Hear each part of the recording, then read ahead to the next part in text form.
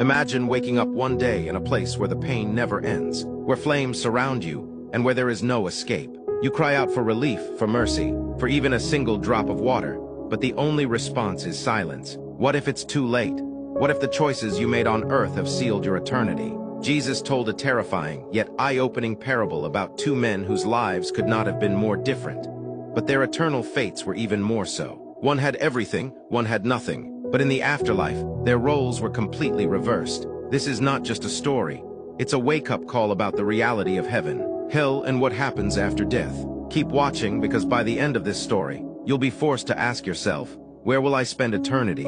Welcome to Bible Breakdown, where we bring Bible to life through powerful cinematic storytelling. A tale of two men. In Luke 16:19-31, Jesus introduces us to two vastly different individuals. The rich man, a man dressed in royal purple, living in unimaginable luxury, feasting every day, never knowing hunger, pain, or struggle. His life was a celebration of excess, but he had no idea how close he was to his final breath. Lazarus, not the Lazarus whom Jesus raised from the dead, but a sickly beggar whose body was covered in sores. He lay outside the rich man's gate, hoping for crumbs from the banquet table. The only comfort he had was from the stray dogs licking his wounds. Two men, two vastly different lives. But in just one moment, everything would change forever. Both men died, but their destinations were vastly different. Lazarus was carried by angels into Abraham's bosom, a place of comfort and peace, signifying he was in God's presence. The rich man found himself in Hades, a place of torment,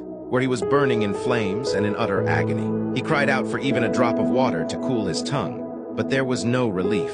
The most chilling part, a great chasm separated them, making it impossible to cross from one side to the other. Realizing his fate was sealed, the rich man begged Abraham to send Lazarus back to warn his 5 brothers so they wouldn't end up in torment.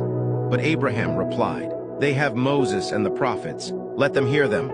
Luke 16:29. The rich man protested, saying that if someone came back from the dead, they would believe, but Abraham warned, "If they do not hear Moses and the prophets, neither will they be persuaded though one rise from the dead."